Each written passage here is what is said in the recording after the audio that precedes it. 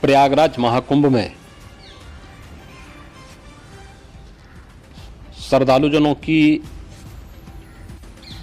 भारी भीड़ है। लगभग 8 से 10 करोड़ श्रद्धालु इस समय प्रयागराज के अंदर मौजूद है। कल भी 5.5 करोड़ श्रद्धालुजनों ने महाकुंभ का स्नान किया था। ये जो भारी दबाव श्रद्धालुजनों के कारण और श्रद्धालुओं के संगम नोच पर जाने के कारण वहाँ पर एक बना हुआ है, लेकिन पूरा प्रशासन मौके पे वहाँ मौजूद है। रात्रि को 1 से 2 बजे के बीच में अखाड़ा मार्ग पर, जहाँ पे अखाड़ों के अमृत स्नान के दृश्य से बैरिकेड्स भी किए गए थे, तो बैरिकेड्स को फांद करके आने में कुछ श्रद्धालु गंभीर रूप से घायल हुए हैं। उन्हें तत्काल हॉस्पिटल में पहुंचा करके उपचार आदि की व्यवस्था उनके लिए की गई है। उनमें से कुछ श्रद्धालु गंभीर रूप से घायल हैं। लगातार प्रशासन स्थानीय स्तर पर श्रद्धालुओं की सकुशल स्नान कराने के दृष्टि से रात्रि को कल सायंकाल 6:30-7 बजे से ही मौनी अमावस्या का मुहूर्त प्रारंभ होने के बाद से ही लगातार लगा हुआ है। प्रयागराज में महाकुंभ में श्रद्धालुजनों के सकुशल स्नान करने,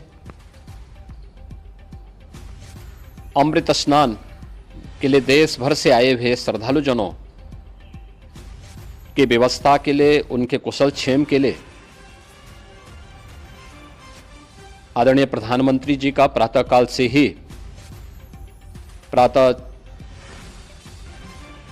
से ही उनके लगभग 4 बार प्रधानमंत्री जी ने हालचाल लिया है।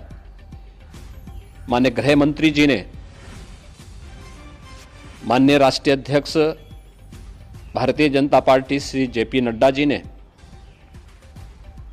माननीय गृह मंत्री श्री अमित शाह जी ने भी, और प्रदेश की माननीय राज्यपाल श्रीमती आनंदीबेन पटेल जी ने भी लगातार जानकारी लेकर के सभी के कुशल क्षेम और सकुशल स्नान कराने के बारे में निरंतर रिपोर्ट ले रहे हैं। हम लोगों की प्रातःकाल से ही श्रद्धालुजन जो भी आए हैं वे स्नान कर सकें, इसके लिए यहाँ पे उच्च स्तरीय बैठक भी चल रही है, जिसमें मुख्य सचिव भी हैं, डीजीपी हैं, प्रमुख सचिव गृह हैं, मुख्यमंत्री कार्यालय के अपर मुख्य सचिव के साथ एडीजी लॉ एंड ऑर्डर के साथ साथ अन्य वरिष्ठ अधिकारीगण मौजूद हैं। प्रयागराज में हालात वर्तमान में नियंत्रण में हैं, लेकिन भीड़ का दबाव बहुत बना हुआ है। अखाड़ा परिषद से जुड़े हुए पदाधिकारियों के साथ मैंने स्वयं भी बातचीत की है। आचार्य महामंडलेश्वरों से भी, पूज्य संतों के साथ भी मेरी बातचीत हुई है, और पूज्य संतों ने बड़ी ही विनम्रता के साथ इस बात को कहा है कि नहीं, श्रद्धालु जन पहले स्नान करेंगे और फिर जब उनका दबाव कुछ कम होगा और वे सकुशल वहां से निकल जाएंगे, तब हम लोग स्नान करने के लिए संगम की तरफ जाएंगे। अभी पहले श्रद्धालु जनों को, चूंकि देश भर से आए हैं, तो इसके लिए उन्हें सभी अखाड़े इसके लिए सहमत हैं और सभी लोग इस व्यवस्था के साथ जुड़े हुए हैं।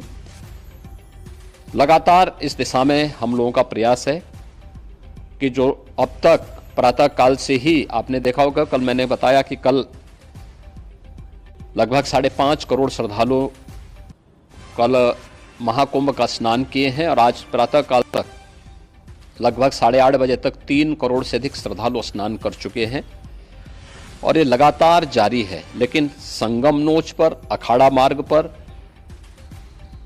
नागवासुकी मार्ग पर लगातार दबाव बना हुआ है, और वहां पर श्रद्धालुजनों की सुविधा के लिए भी हर प्रकार की वहां पर प्रशासन पूरी मुस्तैदी के साथ लगा हुआ है। और इसीलिए मेरी अपील है पूरे प्रदेशवासियों से, पूरे देशवासियों से और सभी श्रद्धालुओं से भी सभी पूज्य संतों से भी कि अफवाह पर कोई ध्यान न दें, संयम से काम लें। यह सब आयोजन सभी लोगों का है। प्रशासन उनकी सेवा के लिए पूरी तत्परता के साथ लगा हुआ है। केंद्र और राज्य सरकार पूरी मजबूती के साथ वहां पर हर प्रकार का सहयोग करने के लिए तत्पर है। लेकिन कोई किसी अफवाह पे ध्यान न दें। कोई भी व्यक्ति नकारात्मक अफवाह फैलाने का प्रयास करेगा, उस प्रकार से नुकसान हो सकता है।